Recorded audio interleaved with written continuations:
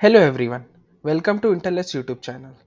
आज के वीडियो में हम बात करने वाले हैं इंडियन कॉन्स्टिट्यूशन के पार्ट 2 यानी कि आर्टिकल 5 टू 11 के बारे में।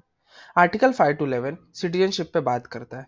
कौन इंडिया के सिटीजन होगे एट द टाइम जब हमारा कॉन्स्टिट्यूशन लागू किया गया था, यानी कि 26 नवंबर 1949 को। उस टाइम पे हमारे इंडिया में कौन सिटीजन्स होंगे कौन नहीं होंगे, आर्टिकल 5 टू 11 उसके बारे में बात करता है। तो चलिए स्टार्ट करते हैं। स्टार्ट करने से पहले मैं बोलना चाहूँगा, हमारे इंस्टाग्राम पेज को जाके फॉलो कर लीजिए और हमारे साथ जुड़ने के लिए हमें सब्सक्राइब भी कर लीजिए। तो चलिए स्टार्ट करते हैं। किसी भी कंट्री के पास दो टाइप के सिटीजन्स होते हैं। पहले तो सिटीजन्स जो होते हैं और दूसरे एलियंस। पहले सिटीजन्स, दूसरे एलियंस। सिटीजन्स के पास सारे सिविल एंड पॉलिटिकल राइट्स होते हैं, जैसे कि वो इलेक्शन लड़ सकते हैं, प्राइम मिनिस्टर बन सकते हैं। बट एलियंस जो वो होते हैं जो हमारे कंट्री के नहीं है, जो विदेशी लोग हैं, जो हमारे देश में फिलहाल रह रहे हैं किसी भी पर्पज से, या तो एजुकेशन के लिए या फिर एज ए डिप्लोमेट रह रहे हैं, तो वो एलियंस होते हैं। उनके पास सारे सिविल एंड पॉलिटिकल राइट्स नहीं होते। एलियंस भी दो तरह के होते हैं, फ्रेंडली एलियंस और एनिमी एलियंस। एनिमी एलियंस वो होते हैं जिनके साथ करेंटली हमारी कंट्री वॉर पे है।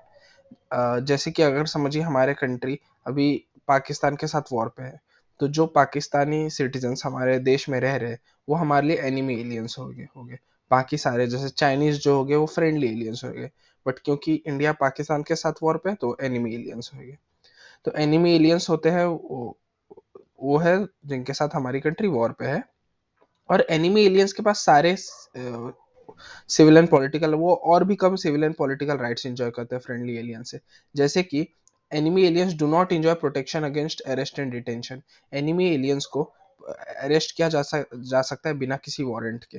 तो चलिए अब स्टार्ट करते हैं आर्टिकल 5 टू 11 के बारे में। तो आर्टिकल 5 कहता है, a person who had his domicile in India and also fulfilled any one of the three conditions, if he was born in India, if either of his parents were born in India, if he has been ordinarily resident in India for 5 years।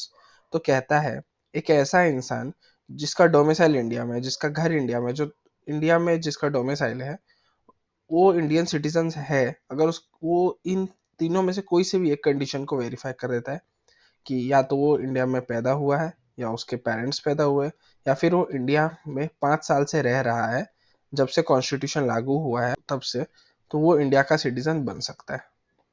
अब बात करते हैं article 6 पे। Article 6 उन citizens के बारे में बात करता है जो पार्टीशन के बाद पाकिस्तान से इंडिया आए थे। आर्टिकल 6 ये कहता है कि या तो वो, या तो उसके पेरेंट्स, या फिर उसके ग्रैंड पेरेंट्स अगर अनडिवाइडेड इंडिया में बॉर्न हुए हैं और इन दोनों में से किसी एक कंडीशन को वेरीफाई करते हैं, तो सिटीजन बन सकते हैं। तो दोनों कंडीशन देखिए क्या है। पहला है कि अगर वो जुलाई 1948 से पहले इंडिया में माइग्रेट हुआ है और इंडिया में रह रहा है जब से माइग्रेट हुआ है, तो इंडियन सिटीजन बन सकता है।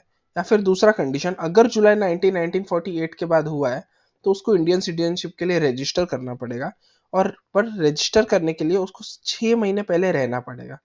दिया हुआ है, but a person could be so registered only if he had been resident in India for 6 months preceding the date of the application for registration.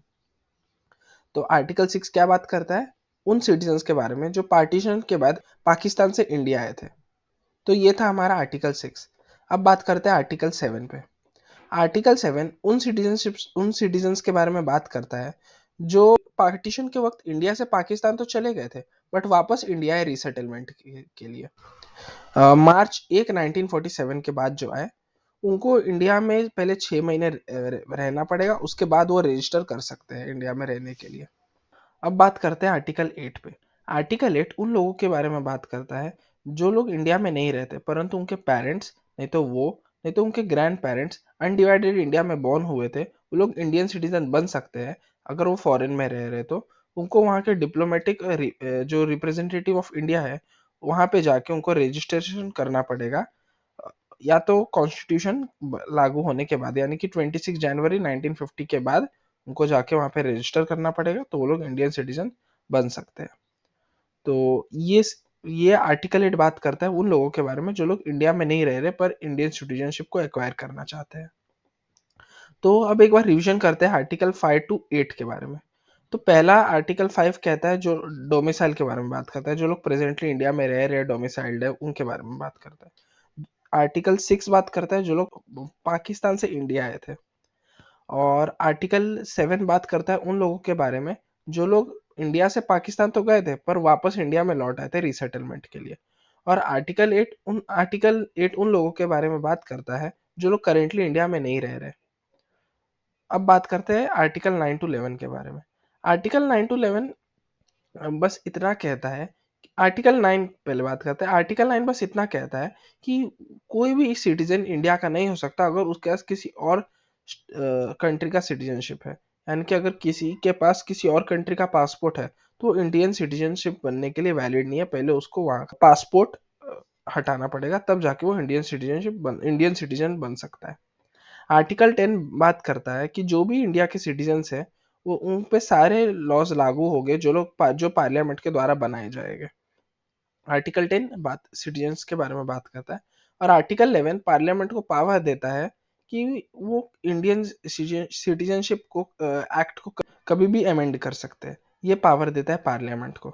अभी हम लोग ने रिसेंट अमेंडमेंट देखा था 2019 में, जब वाइड प्रोटेस्ट हुए थे सिटीजनशिप अमेंडमेंट एक्ट 2019 पे।